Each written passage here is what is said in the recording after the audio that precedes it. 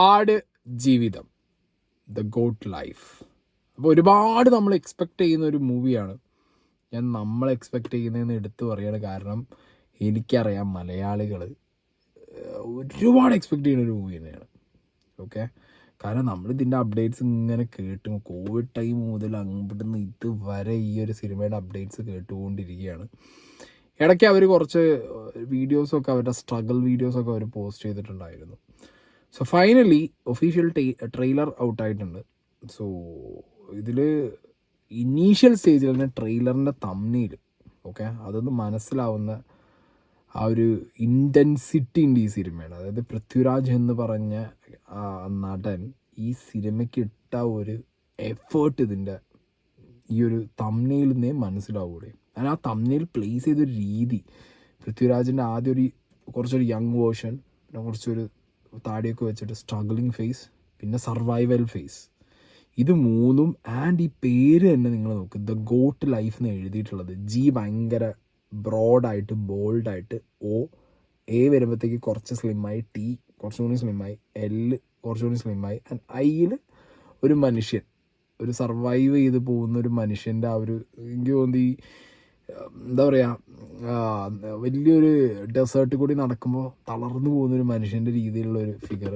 And FE എന്ന് പറയുമ്പോഴത്തേക്കും വളരെ തിന്നായി, അതായത് വളരെ യങ് ആയിട്ട് വന്ന, നല്ല ആരോഗ്യത്തോടു കൂടി വന്ന മനുഷ്യൻ ജീവിതത്തിൽ സ്ട്രഗിൾ ചെയ്ത് ഇല്ലാത്താവുന്ന ഒരു അവസ്ഥയ്ക്ക് എത്തുന്ന രീതിയിൽ തന്നെ അതിൻ്റെ ആ ഗോട്ട് ലൈഫിനെ എഴുതിയത് തന്നെ. അപ്പോൾ എത്രത്തോളം പെർഫെക്റ്റ് ആയിട്ടാണ് ഇവർ ഓരോ കാര്യങ്ങളും ഈ സിനിമയുടെ കൊണ്ടുചെന്ന് വെച്ചിട്ടുള്ളത് എന്നുള്ളത് ഈ ഒരു തമ്മിൽ തന്നെ ക്ലിയറാണ്. അപ്പോൾ എന്താണെങ്കിലും ഈ ഒരു ട്രെയിലർ നമുക്ക് കാണാം.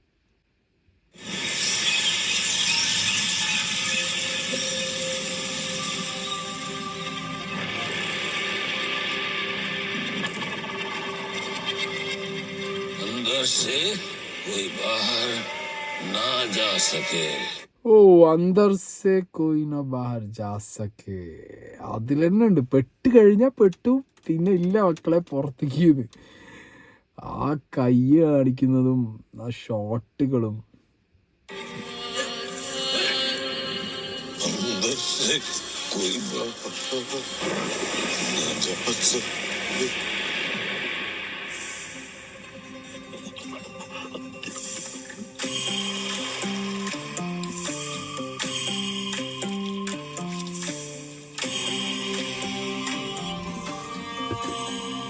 പൃഥ്വിരാജ് സുകുമാരൻ.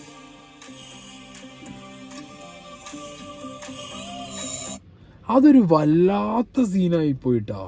ആ താടി ഇങ്ങനെ ഇങ്ങനെ പിടിച്ച് കണ്ണാടിയിൽ നോക്കുകയാണ്. ഒരു മനുഷ്യൻ സ്വയം റിയലൈസ് ചെയ്യാണ്, ഞാൻ ഇങ്ങനെയാണ് ഇപ്പോൾ, എൻ്റെ അവസ്ഥ ഇതാണ്. എൻ്റെ ഫേസ് പൃഥ്വിരാജ് സുകുമാരൻ്റെ ആ നോട്ടത്തിൽ, ഈ ക്യാരക്ടറിൻ്റെ നോട്ടത്തിൽ തന്നെ ഉണ്ട് ആ സ്ട്രഗിൾ, ലൈഫിൻ്റെ സ്ട്രഗിൾ ആ ഫേസിലുണ്ട്. ഭീകര ഷോട്ടടി.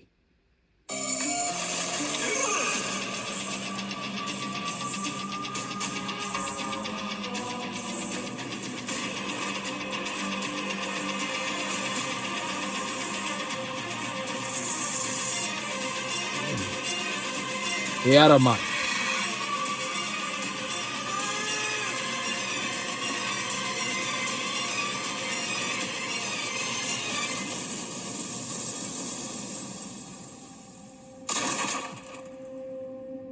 A blessy film. कोई बाहर ना जा सके.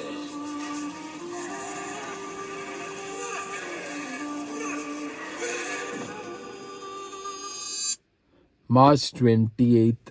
ഇത് സുശീൻ ശ്യാം പറഞ്ഞ പോലെ മലയാള സിനിമയുടെയല്ല, ഇന്ത്യൻ സിനിമയുടെ സീൻ മാറ്റും. വേൾഡ് സിനിമകൾക്ക് മുമ്പിൽ ഇന്ത്യയിൽ നിന്ന് ഇതിലും വലിയൊരു പ്രൊഡക്റ്റ് വരുമെന്ന് ഡൗട്ടായിരിക്കും.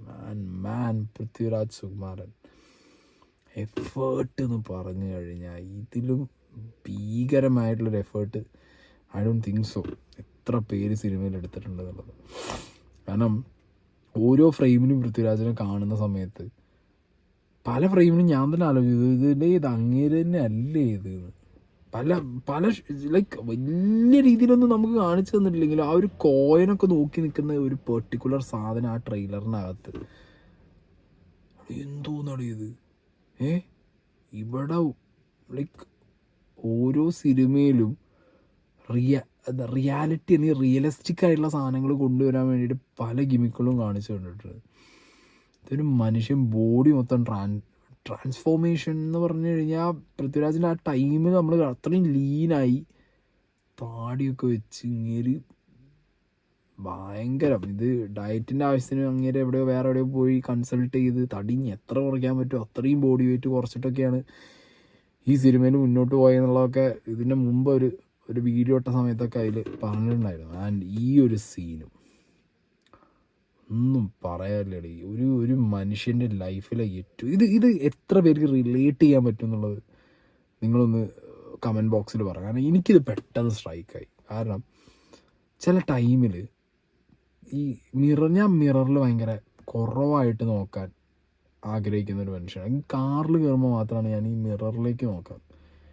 അല്ലാത്ത സമയങ്ങളിൽ ഞാൻ മിററിലേക്ക് അധികം നോക്കാറില്ല. എനിക്കറിയില്ല എന്നെപ്പോലെ എത്ര ആളുണ്ടെന്നുള്ളത്. ഞാൻ വെരി റെയറാണ്. ഒരു ദിവസത്തിൽ ഇങ്ങനെ സ്ഥിരമായിട്ട് ഇങ്ങനെ കണ്ണാടിന് മുന്നിൽ നിന്ന് ഒരുങ്ങുന്നവരുണ്ടാവും, കണ്ണാടി ഇടയ്ക്കിടയ്ക്ക് നോക്കുന്നവരുണ്ടാവും. കാറിലുള്ള സമയത്ത് ഇങ്ങനെ ഒരു ഗ്ലിംസ് പോകാമെന്നല്ലാതെ ഞാൻ ഭയങ്കര സീരിയസ് ആയിട്ട് എൻ്റെ മുഖം കണ്ണാടിയിലേക്ക് നോക്കുന്നത് ചിലപ്പോൾ ബാർബർ ഷോപ്പിലിരുന്ന് മുടി വെട്ടുമ്പോഴോ അല്ലെങ്കിൽ താടിയൊന്നും. അതൊക്കെ ഈ പറഞ്ഞ പോലെ എന്നെ നിങ്ങൾക്ക് കണ്ടറിയാലോ. ഞാൻ ഏതോ കാലത്താണ് നിങ്ങൾ കമൻറ്റ് ബോക്സിനുണ്ട് പോയി മുടിയും താടിയും വെട്ടറേന്നൊക്കെ പറയാറ്. ഞാൻ അങ്ങനെയൊക്കെയാണ് മുടിയും താടിയും വെട്ടാൻ തന്നെ പോക്ക്. ആക്ച്വലി കണ്ണാടിയിലേക്ക് നോക്കാൻ പേടിയുള്ള എത്ര പേരുണ്ട്. എനിക്ക് ഭയങ്കര പേടിയാണ്. കാരണം ഭയങ്കരമായിട്ട് നമ്മളെന്താണെന്നും നമ്മുടെ ഉള്ളിൽ എന്താണെന്നും നമ്മുടെ ലൈഫ് ഇപ്പോൾ എങ്ങനെ പോകുന്നു എന്നുള്ളതൊക്കെ കണ്ണാടിയിൽ റിഫ്ലക്റ്റ് ആവും. അത് നമ്മളൊരു സ്ട്രൈക്ക് ചെയ്യും ചില സമയത്ത്. ടപ്പ് എന്ന് പറഞ്ഞാൽ അടിക്കും നമ്മൾ. അതൊരു വല്ലാത്ത സാധനമാണ്. സന്തോഷിച്ചിരിക്കുമ്പോൾ കണ്ണാടിയിൽ നോക്കാൻ ഭയങ്കര രസമായിരിക്കും. ലൈഫിൽ എന്തെങ്കിലും ഒരു സ്റ്റേജിൽ അല്ലാത്തൊരു വിഷയം നടക്കുന്ന ടൈമിലൊക്കെ മനസ്സിനകത്ത് എന്തെങ്കിലും ഉള്ളപ്പോഴൊക്കെ കണ്ണാടിയിൽ നോക്കാൻ എനിക്കെന്തോ അത് അത്ര ഒരു ഇതാണ്. അപ്പോൾ എനിക്ക് ഈ സീൻ കണ്ട ടൈമിൽ പൃഥ്വിരാജ് അത് പുൾ ഔട്ട് ചെയ്തത് കണ്ണും നോട്ടും ആ ഒരു ഷോട്ട് വെച്ച ഡയറക്ടർ ബ്ലസ്സി മാൻ, ഇത് ഇൻ്റർനാഷണലാണ്, ഒന്നും പറയാനില്ല. ട്രെയിലർ തന്നെ എല്ലാ ഭാഷകളിലും എഴുതി കാണിക്കുമ്പോഴും ഞാൻ ആ പറഞ്ഞ ആ ഒരു പാറ്റേൺ ഉണ്ട്. ഗോട്ട് ലൈഫ് എന്ന് പറയുമ്പോൾ ആ ബ്രോഡായിട്ട് നല്ല ഹെൽത്തി ആയിട്ട് തുടങ്ങുന്ന വേർഡിൽ നിന്ന് ഏറ്റവും ലീനായിട്ടുള്ളൊരു വേർഡിലേക്കുള്ളൊരു ട്രാൻസ്ഫോർമേഷൻ. പടം എന്താണെന്നുള്ളത് ട്രെയിലർ കാണുമ്പോഴേ മനസ്സിലാവുന്നത് 28-ാം തീയതി ഒന്നിലും ഈ കൈയടിച്ച് മരിക്കും തിയേറ്ററിൽ, അല്ലെങ്കിൽ കരഞ്ഞില്ലാതാവും, അല്ലെങ്കിൽ ലൈഫിൽ ഇതിലും നല്ലൊരു വിഷ്വൽ ട്രീറ്റ് ഇനി കിട്ടാനില്ലാത്ത അവസ്ഥയിൽ ഇങ്ങനെ അന്തം വിട്ടിരിക്കും. സീൻ ഞാൻ പറഞ്ഞ മലയാളം ലോക സിനിമയ്ക്ക് മുന്നിൽ ഇന്ത്യൻ സിനിമയുടെ സീൻ പൊട്ടിച്ചെഴുതും ഉറപ്പാണ്. ഞാൻ ഇതിന് മുമ്പൊരു വീഡിയോയിൽ പറഞ്ഞിട്ടുണ്ടായിരുന്നു, കിട്ടണേ ഒരു ഓസ്കാർ സാധനം കിട്ടണം. അതാണ് വേറെ ലെവൽ. ഇതിൽ നമ്മുടെ AR റഹ്മാനും കൂടി വരുമ്പോൾ AR റഹ്മാൻ മ്യൂസിക്കൽ ഇങ്ങനത്തെ സിനിമകളിലൊക്കെ AR റഹ്മാൻ്റെ ഒരു ടച്ചേ പറയായിരിക്കും.